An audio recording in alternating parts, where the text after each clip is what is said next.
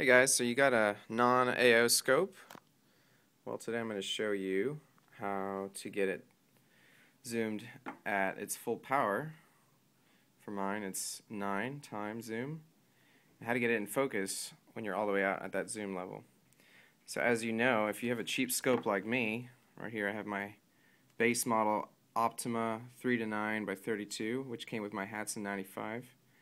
I took it off actually because it crapped out on me, but I think I got it kind of working, and I might just give it away to a friend of mine because it seems to lose focus when you shoot. But anyways, for the purpose of this video, I'm going to show you what you can do with this thing. So most AO scopes, as you know, on the front objective, it has a little, little thing you can turn, which actually moves the glass inside here on the front inside and out. So it moves it front and backward. Well, if you didn't know it, all scopes, or at least I believe all scopes, I've seen another video on YouTube demonstrating this, with a center point scope, all scopes have a front objective that you can actually access. But you wouldn't think so because it doesn't have the, the turning thing on the front, just on the outside. So, let me show you how to go ahead and do this. So what you will do is, I'm going to set my camera here. You start by unscrewing. Hang on if I can do this. There we go. You start by unscrewing the cap that is on the end of your scope here. So you unscrew it counterclockwise. And if you'll notice, my objective is actually turning with it. So let me come right back when I unscrew it and I'll show you. Alright, so I'm back. So as you see, I got the cap off now. It's right there on the table. One of the first things you want to do is actually go ahead and set your scope already to the full power so that you can see, you can look through it and see what it looks like. Let's see here. So right now it's really fuzzy because the objective turned when I was taking off the cap. But let me show you what you do. So from what I had to do, I had to actually screw it inside a little bit. And on the other video that I watched, the guy demonstrated that you should probably turn it in about a whole turn from where it is set from the factory.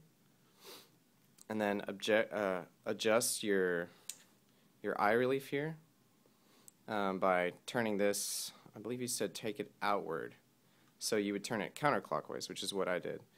But I ended up messing around with this even more than what he said, and I found out that if you get your eye relief set pretty much to where the crosshairs are clearly in focus and your eye is not strained when you're looking at the distance that you're trying to view at. Makes sense?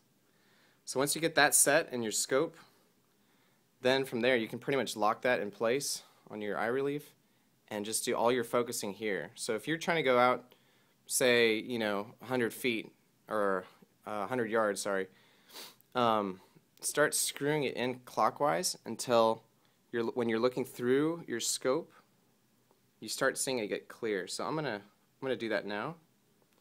Can't do it on video because I only got 2 hands and I have to hold the scope and turn it. So I'll be back in 1 second. Okay, so there we go. I got the objective on the front of my scope focused in at that can that I got set on a stick way out there. And one of the things that I've just found is that when you turn the objective clockwise, which would actually screw it in further into the scope body, it will focus on a longer distance. If you screw it outward counterclockwise, it will let you focus on objects closer to you. So if your scope is getting foggy when you put it at full power, say 9 or whatever your scope is, 12 times or even 24, some scopes go that high, you want to screw your objective in until it gets in focus. And once it's in focus, then you can go ahead and put the ring back on it, and that will lock it in place and hopefully keep it from changing. One thing that I do recommend is that before you mess with turning this, is that you mark it, which I didn't do because I don't care about this scope, but I would take like a little magic marker or something that is that marks it pretty clearly. Mark your scope and mark where the objective is, and then note how many times you've turned it around so that you don't get screwed up and then find yourself in a pickle if you turn it too much and you forget where it was originally. So that's my recommendation for the day. Let me know if you have any questions or need any help with that. Happy shooting.